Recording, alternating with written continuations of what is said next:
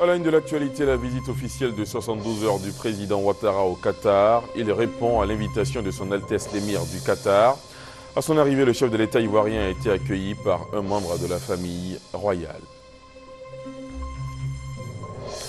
Lui, il est de retour de N'Djamena au Tchad. Daniel Kablan-Duncan y représentait le président Ouattara à la 16e conférence des chefs d'État et de gouvernement du comité permanent inter-État de lutte contre la sécheresse dans le Sahel et en Afrique de l'Ouest. Et puis une puissante explosion a dévasté hier une ville turque à la frontière avec la Syrie. Le bilan provisoire fait état d'au moins 43 personnes qui ont trouvé la mort. Une centaine de blessés ont été secourus, dont 29 dans un état grave et plusieurs immeubles se sont effondrés sous le choc. Voilà pour le sommaire. Il est 20h à Abidjan et partout en Côte d'Ivoire. Bonsoir à tous et bienvenue si vous nous rejoignez sur RTI 1. Il est au Qatar pour une visite officielle de 72 heures. Le président Ouattara répond ainsi à l'invitation de son Altesse Cheikh Ahmed Ben Khalifa Al Thani, émir du Qatar. Le chef de l'État ivoirien a été accueilli à son arrivée par un membre de la famille royale. Le compte-rendu de notre envoyé spécial au Qatar, Abiba Dambélé Saoué. Nous sommes à Doha, au Qatar, dans les Émirats Arabes Unis. Il est 9h25, heure locale, soit 6h30, heure GMT, quand l'avion du président Alassane Ouattara se pose à l'aéroport international de Doha. Le chef de l'État est accueilli au bas de l'échelle de coupé par un membre de la famille royale, le ministre d'État Ahmed Ben Nassar, et par les ambassadeurs et consuls de Côte d'Ivoire au Moyen-Orient, accompagnés de leurs épouses et des officiels. Le président Alassane Ouattara est l'invité de l'émir du Qatar pour une visite officielle de 72 heures. Cette visite est importante. J'avais eu l'occasion de rencontrer l'émir à New York en septembre 2011. Nous avions eu un excellent entretien et je lui avais indiqué que notre souhait était de renforcer la coopération entre la Côte d'Ivoire et le Qatar et que nous pourrions avoir une autre opportunité de nous rencontrer. Et voilà, ces choses faites, nous allons donc avoir cette rencontre demain. Ceci nous permettra d'échanger sur les questions internationales, les questions bilatérales. Mais surtout pour nous, nous avons l'ambition de faire de la Côte d'Ivoire un pays émergent en 2020 et cela demande des investissements importants, des ressources importantes. Et l'émir donc a promis de nous apporter tout le soutien du Qatar pour nous permettre de financer le programme d'investissement. Et donc nous sommes là pour les questions bilatérales, les questions internationales, mais également les questions d'investissement, aussi bien public que privé d'ailleurs. Ce pays a de nombreux entrepreneurs de très grande qualité, notamment dans le domaine du logement social, dans le domaine des mines. Donc toutes ces questions seront abordées à l'occasion de la rencontre de demain. Au cours de son séjour, le président de la République aura des entretiens avec le cheikh Ahmed bin Khalifa Al Thani, l'émir du Qatar, suivi d'un déjeuner officiel. Le chef de l'État aura une rencontre avec les hommes d'affaires qataris. La délégation du président Alassane Ouattara comprend plusieurs membres du gouvernement et des responsables de structures techniques. On reste dans la capitale qatari à la découverte du musée d'art islamique de Doha. Le président Ouattara s'y est rendu cet après-midi. Il a fait le tour des œuvres d'art de ce musée, inauguré le 28 novembre 2008 pour conserver justement les vestiges de l'art islamique du 7e au 17e siècle. Visite guidée avec Abiba Dambélé Saoué. Le musée d'art islamique de Doha est le plus grand musée de l'Émirat, devant le musée national. Il dispose d'une impressionnante collection d'œuvres d'art islamique datant des 7e au 19e siècle. Le bâtiment comprend 5 parties, un premier étage constitué de l'auditorium et d'un coffee shop. Au 2e et 3e étage sont exposées des figurines, des manuscrits, des objets de décoration, des pièces rares, des tapisseries et des métaux précieux. Une visite guidée au cours de laquelle le président de la République a pu admirer tout le génie des artistes musulmans à travers ces objets rares, des objets d'art et d'histoire collectés des 3 continents, d'Espagne jusqu'à l'Inde en passant par le Moyen-Orient. Ce musée d'art islamique se donne comme mission de refléter la grande vitalité, la complexité et la diversité des arts de l'islam, ceci remontant à l'époque de l'Hégire, 622 de l'ère chrétienne, jusqu'au XIXe siècle. Le président de la République a inscrit dans le livre d'or du musée, et je cite, « Le voyage que nous venons d'effectuer dans l'histoire de l'art islamique à travers le joyau architectural nous a fortement impressionnés et inspirés. Nous en gardons un merveilleux souvenir que nous emportons avec nous en Côte d'Ivoire, comme les témoignages de la grande hospitalité des autorités, en particulier de l'émir et du peuple du Qatar. » Autre sujet en bref, sachez que sous la houlette du gouvernement ivoirien, le groupe de la Banque africaine de développement organise le lundi 13 mai 2013 à 8h30 la réunion des ministres du fleuve Mano à la salle Balafon de l'hôtel Ivoire Sofitel et le mardi 14 mai 2013 à 9h la présentation du Fonds africain de développement FAD 13 à la salle des fêtes de l'hôtel Ivoire Sofitel. Retour donc après Qatar dans la capitale économique ivoirienne avec le retour du Premier ministre Daniel Kablan-Duncan de N'Djamena, la capitale tchadienne. Il y représentait le président Ouattara à la 16e conférence des chefs d'État et de gouvernement du comité permanent inter-État de lutte contre la sécheresse dans le Sahel et en Afrique de l'Ouest. En marge des travaux, le Premier ministre ivoirien a eu une audience avec son homologue tchadien, Joseph Djimrangar Dadnadji. Les deux hommes ont parlé de coopération entre les deux pays, nous dit Hugues Veblé. La rencontre entre le Premier ministre Daniel Kablan-Duncan et son homologue tchadien Joseph Djimrangar est intervenue en marge de la 16e conférence des chefs d'État et de gouvernement du comité permanent inter-État de lutte contre la sécheresse dans le Sahel, SILS. L'occasion pour les deux chefs de gouvernement d'évoquer la nécessité d'apporter des réponses idoines à la problématique de la sécurité alimentaire et nutritionnelle, mais aussi et surtout à la sécheresse et à la désertification en Afrique de l'Ouest et au Sahel. Viser la prospérité, le bien-être, la paix et la stabilité des États respectifs, sujet évoqué avec bien d'autres. Le président Alassane Ouattara nous avait remis un message pour le président Idriss Déby Itno dans le cadre donc du renforcement de la coopération entre le Tchad et la Côte d'Ivoire. Nous avons eu, été reçus donc par le Premier ministre pour lui remettre le message et évoquer donc un certain nombre de points avec le Premier ministre concernant donc les relations bilatérales entre les deux pays. Et je voudrais aussi indiquer, et ça c'est important de le souligner, que le président Ouattara nous avait chargé aussi, je l'ai dit donc au Premier ministre, de remercier donc la République sœur du Tchad de l'appui important apporté au niveau donc de la CEDEAO dans l'intervention donc du Mali. Vous savez que certains de nos frères tchadiens sont tombés au champ d'honneur, disons que dans le nord du Mali, et il était important de saluer la mémoire de ces héroïques soldats qui sont tombés au champ d'honneur. Le Premier ministre Daniel Kablan-Duncan, envoyé spécial du président de la République Alassane Ouattara au Tchad, avant de quitter la 16e conférence des chefs d'État et de gouvernement du SILS, a eu l'occasion d'échanger brièvement avec le président tchadien. Au cœur de ce sommet de N'Djamena, notre envoyé spécial Hugues Veblé a recueilli quelques réactions que je vous propose d'écouter. La 16e conférence des chefs d'État et de gouvernement du SILS s'est conjointement tenue avec la 10e de l'autorité du bassin du Niger et le sommet ordinaire de l'Agence panafricaine de la Grande Muraille Verte. Leurs membres ont en partage des enjeux et défis communs, comme ceux liés au financement des différentes structures. Souligner la nécessité de solutions communes. Que ce soit le SILS, le MOA, ce sont des organisations qui doivent coopérer ensemble pour donner un nouvel élan aux relations entre les pays africains. L'autorité du bassin du Niger, il y a eu l'initiative sur les changements climatiques.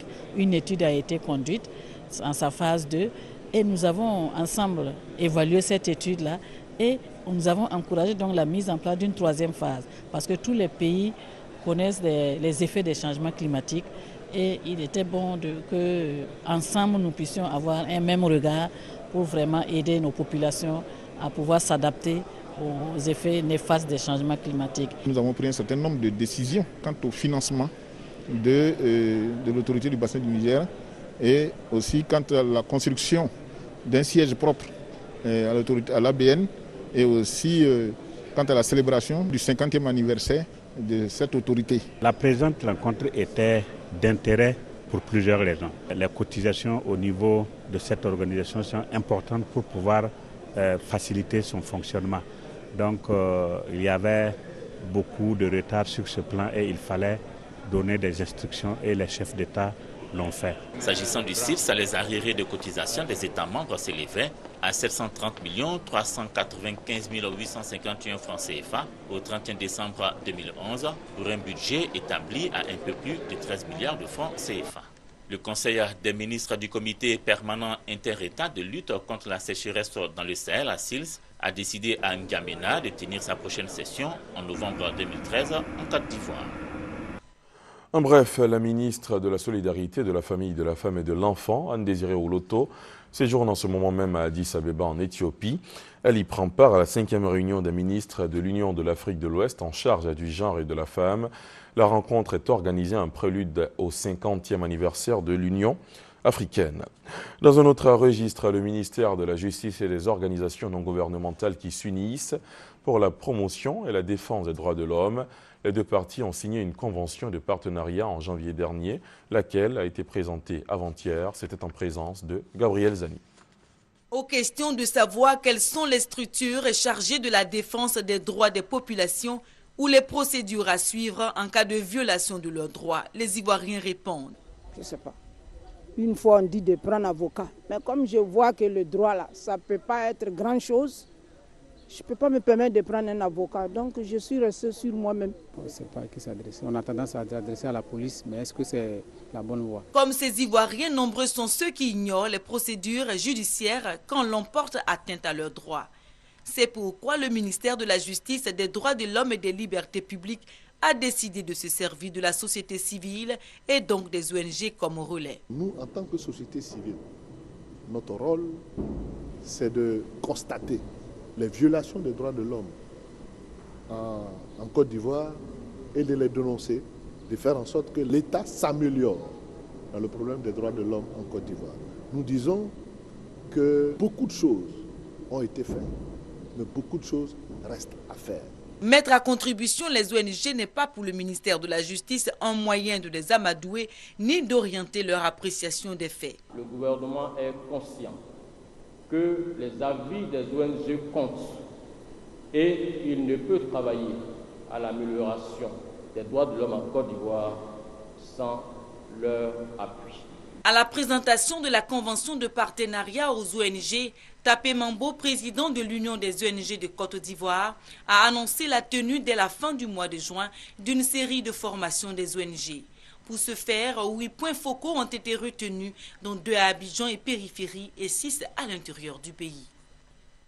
Parlant de justice et d'avocats, ce 13h sur nos antennes, le bâtonnier de l'ordre des avocats, Maître Abilé Aka, était l'invité d'Evelyne Débat pour le compte du Dimanche Magazine. Dans la ligne de mire, l'avocat de proximité, un concept développé par le barreau pour rapprocher justiciables et avocats.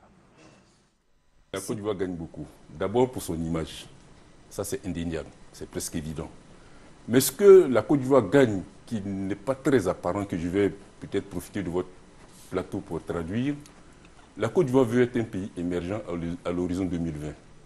Mais l'émergence, ça suppose quoi? Ça suppose que vous ayez des investissements, des investisseurs rassurés. Mais derrière chaque avocat, madame, nous attendons 1000 à 1500 avocats étrangers. Derrière chaque avocat, il y a des investisseurs.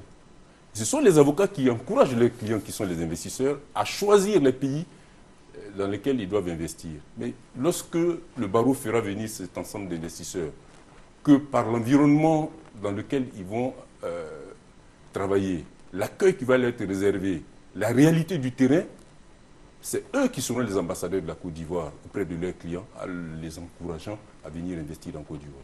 Mais à côté des avocats d'affaires, donc sont chargés de faire apporter des financements, il y a d'autres avocats chargés des questions des droits de l'homme qui viendront et qui pourront dire demain, oui, nous sommes là en Côte d'Ivoire, nous avons observé que dans ce pays, les droits de l'homme sont respectés. Dans le cadre de sa mission de financement des micro-projets destinés aux jeunes, le Fonds national de la jeunesse FNJ bénéficie du soutien d'une structure bancaire de la place. Ensemble, les deux structures s'engagent à lutter contre le chômage et la pauvreté. Une convention de partenariat vient d'être signée récemment pour renforcer cette coopération. Le point avec Mamadou Kwasi. Guesso Francis est titulaire du brevet de technicien supérieur option télécommunication. À 35 ans, il n'a jamais connu d'emploi. Il s'engage donc dans une activité informelle, le commerce d'accessoires informatiques. Non, j'ai déposé aussi la demande d'emploi. Donc c'est ce que j'attends. Je m'en sors. Ouais, m'en sors. C'est ça que je prends pour payer ma maison, mon loyer, et puis je me nourris avec. Comme lui, ce sont environ 4 500 000 jeunes Ivoiriens qui sont en quête d'emploi. Une situation préoccupante pour le gouvernement. Le Fonds national de la jeunesse FNJ s'engage à résoudre ce problème à travers la promotion et le financement des projets pour les jeunes. Le FNJ est soutenu dans sa politique par une banque de la place. Ne pas céder au découragement car l'horizon est désormais dégagé pour ceux qui ont pris la mesure de la nécessité de s'éloigner de la facilité afin de prendre en main leur destin. Parce qu'entreprendre, c'est prendre en main son destin, c'est prendre des risques. Et le FNJ est à la disposition des jeunes de Côte d'Ivoire qui sont prêts à prendre des risques. Il est important que les jeunes promoteurs comprennent que le remboursement des sommes qui seront mises à leur disposition est un impératif pour nous tous. Parce qu'il ne sert à rien de continuer à mettre des fonds si ces fonds sont mis à perte. Il faudrait que nous pensions également à ceux qui viennent après nous. Depuis sa création en 2012, seulement une centaine de projets ont été réceptionnés par le Fonds national de la jeunesse. Une quarantaine sera financée dans les jours à venir grâce à la signature de cette convention. Une délégation du bureau de l'ANAPRO Cajou, l'Association nationale des producteurs de cajou, conduite par son président, vient d'effectuer une tournée d'information dans les différentes régions productrices de noix de cajou en Côte d'Ivoire. Occasion pour l'ANAPRO Cajou d'échanger avec les producteurs sur le déroulement de la campagne de commercialisation 2013 et sur la vie de la filière. Cette tournée s'est déroulée du 23 avril au 7 mai 2013. Le compte rendu d'Herman Niamia. Tournée d'information du Bureau national de l'ANAPRO Cajou, l'Association nationale des producteurs de cajou dans les différentes régions productrices.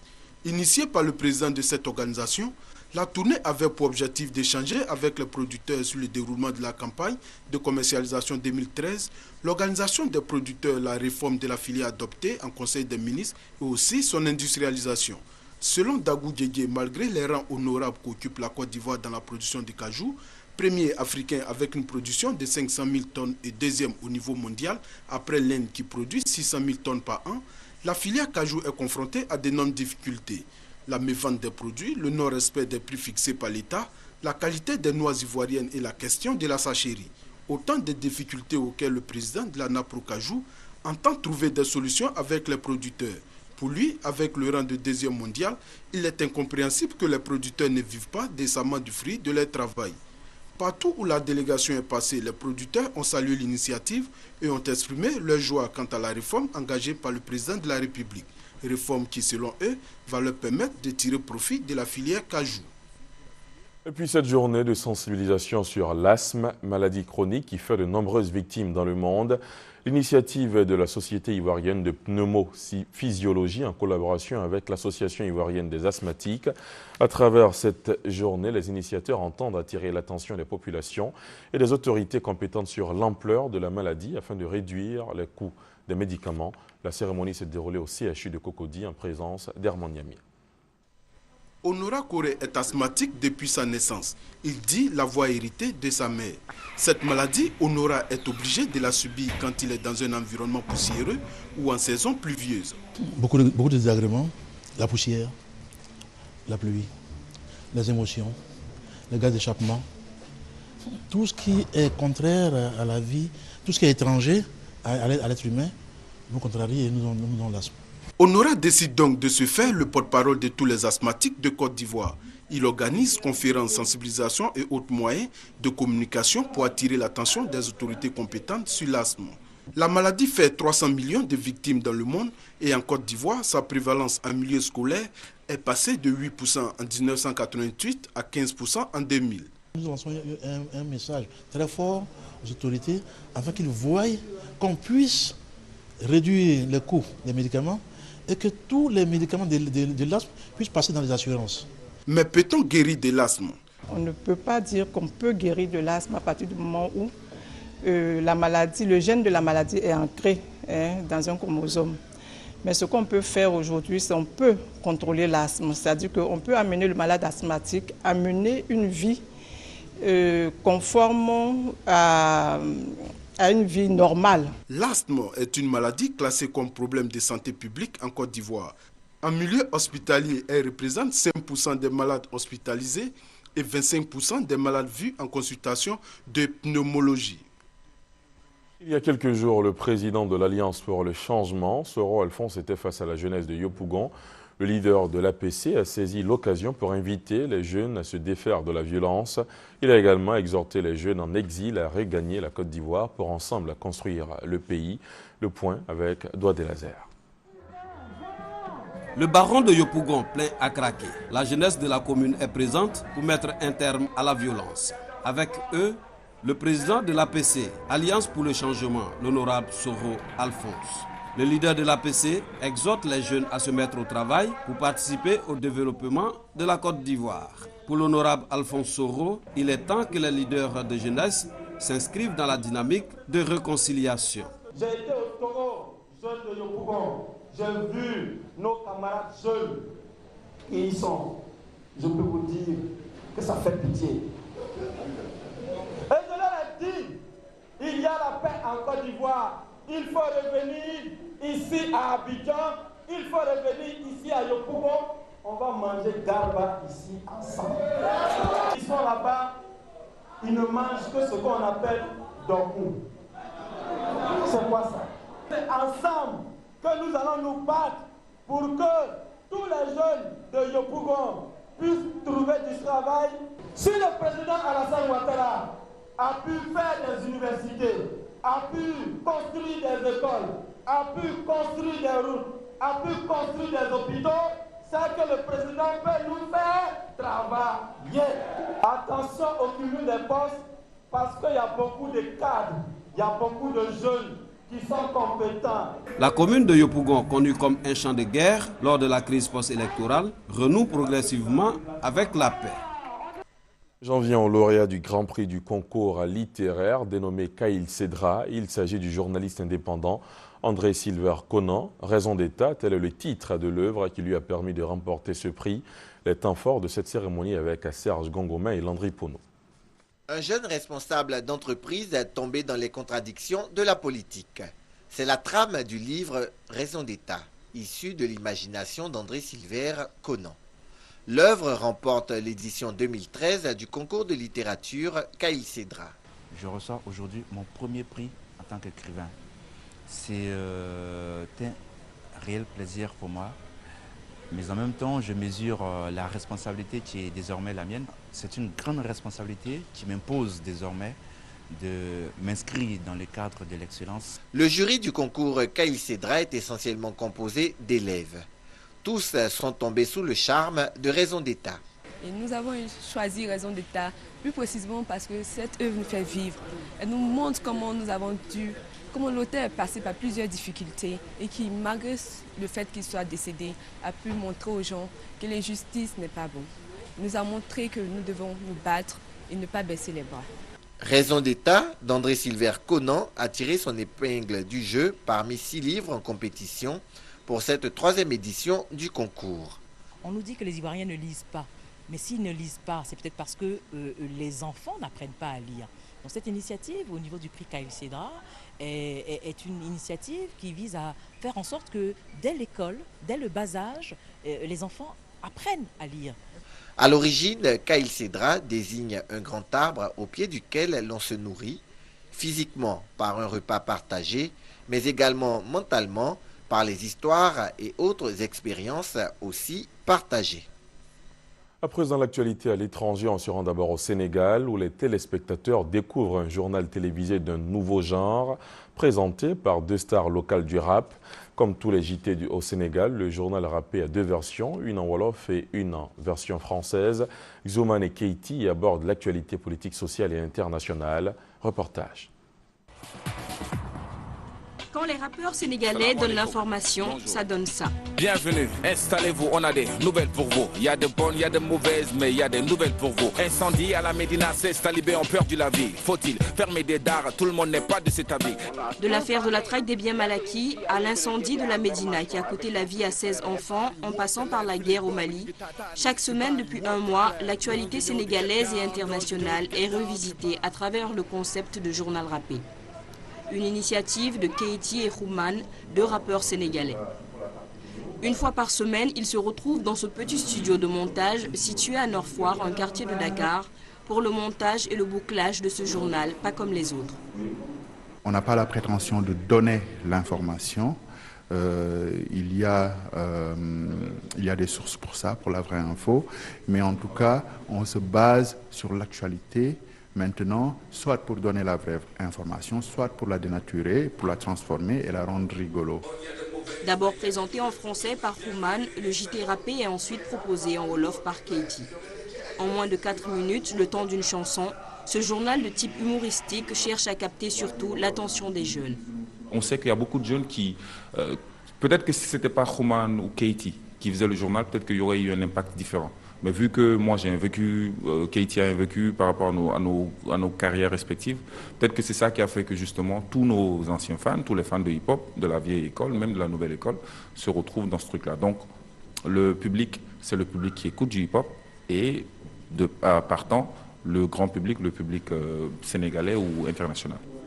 Le journal rappé est diffusé tous les vendredis et rediffusé les lundis et mercredis sur une chaîne de télévision privée sénégalaise. À présent, le reste de l'actualité africaine en bref et en images, avec d'abord les chefs des armées d'Afrique de l'Ouest qui ont appelé hier à régler la question de Kidal, ville du nord du Mali, où le MNLA refuse la présence de l'armée malienne. Les chefs d'état-major de l'Afrique de l'Ouest, réunis vendredi à Abidjan, se sont dit satisfaits de la situation sécuritaire au nord Mali. Rien ne s'oppose désormais au déploiement de la mission des Nations Unies le 1er juillet prochain, a affirmé le général Bakayoko. Cette mission de 12 600 casques bleus intégrera les 6 000 soldats ouest-africains actuellement sur le terrain. Les chefs des armées ouest-africaines ont également appelé à régler le cas de Kidal, toujours aux mains du mouvement Touareg MNLA. Que la situation de Kidal mérite éclaircissement et que décision soit prise pour définir une fois pour toutes, bien entendu, la position des uns et des autres, afin que les élections, puisque tout cela c'est pour préparer le terrain aux élections au Mali, que ces élections puissent se dérouler dans les meilleures conditions. Une épidémie de choléra touche depuis plusieurs semaines la région de Tillabéri au Niger, où une centaine de cas ont été déclarés. Les malades sont accueillis et isolés sur un site de la Croix-Rouge à Ayoru, à 180 km à l'ouest de Niamey. Une région située non loin de la frontière malienne et qui compte un grand nombre de réfugiés ayant fui le conflit. Le ministre nigérien de la Santé s'est rendu sur les lieux vendredi pour tenter de circonscrire l'épidémie qui aurait pour origine les eaux polluées du fleuve Niger. Une puissante explosion a dévasté hier une ville turque à la frontière avec la Syrie. Le bilan provisoire fait état d'au moins 43 personnes qui ont trouvé la mort. Une centaine de blessés ont été secourus, dont 29 dans un état grave et plusieurs immeubles se sont effondrés sous le choc. Des vitres explosées, des débris partout et la panique des survivants. Les habitants de Réani viennent en aide aux blessés d'une première explosion quand un deuxième bruit sourd se fait entendre.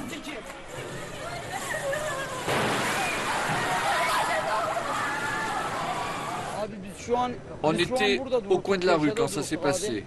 Il y avait tellement de blessés qu'on ne savait pas qui aider en premier. 2 voitures piégées ont explosé dans le centre-ville de Réani en fin de matinée samedi, faisant 46 morts et une centaine de blessés. Située au sud de la Turquie, à quelques kilomètres de la frontière syrienne, la ville accueille 25 000 réfugiés syriens. La population en colère les accuse d'avoir exporté la pauvreté. Nous ne sommes pas à l'aise. Nous avons peur ici. Nous voulons que le gouvernement mette en place des mesures de sécurité sévères et qu'il contrôle tous ceux qui viennent en Turquie et retournent en Syrie. 4 ministres sont arrivés sur les lieux de l'attentat samedi soir. Le ministre de l'Intérieur affirme que les auteurs sont liés à des organisations proches du régime syrien. Un vice-premier ministre ajoute que les auteurs venaient de Turquie. Un troisième membre du gouvernement tente une synthèse prudente. Les services de renseignement syriens et leurs branches armées sont les premiers suspects. Mais nous attendons les témoignages oculaires et les rapports des services de renseignement. Le régime de Damas a rapidement démenti toute implication dans le double attentat de samedi et rejeté la responsabilité sur le premier ministre turc Erdogan, qu'il qualifie de Dans le même temps, les autorités turques ont annoncé l'arrestation de 9 suspects sans rien révéler de leur identité. On termine en sport football. La 21e journée de la Ligue 1 n'a pas réussi à la SEC Mimosa d'Abidjan, qui pourtant sort d'une série de 4 matchs sans défaite. Les jaunes et noirs ont été freinés dans leur élan par les Magnans du Stella Club. Le résumé de Cathy Touré. Le but est accordé. Je crois que le joueur du Stella va dû prendre une décision, sortir carrément. Et pourtant, il tenait le bon bout. C'est Mimosa qui, pendant les 45 premières minutes, ont maîtrisé le jeu face au Stella Club d'Adjamé. Domination couronnée par 2 buts aux 27e et 29e minutes. La SEC Mimosa, il y a le but. Le deuxième but de la SEC Mimosa ne proteste pas outre mesure, mais la mauvaise appréciation du gardien. Il s'élève très haut. Là, il y a but. Mais en deuxième période, c'est une équipe déterminée des Magnans qui renverse très tôt la vapeur par Kessié Franck, le tout nouveau champion d'Afrique. Le Stella Club d'Adjamé sent le coup jouable et s'approprie les 20 minutes qui suivent. Yabré Raphaël sert Tano Jacques pour le deuxième but stéliste. Les Mimosas ne se retrouvent plus et encaissent un 3e but sur ce coup franc magnifiquement décomposé. La frappe de Diakité Lamine laisse sans voix. Stella 3, ASEC Mimosa 2. Voilà qui marque la fin de cette demi-heure d'information. Merci de l'avoir suivi. Excellente soirée sur la chaîne qui rassemble. Bonsoir.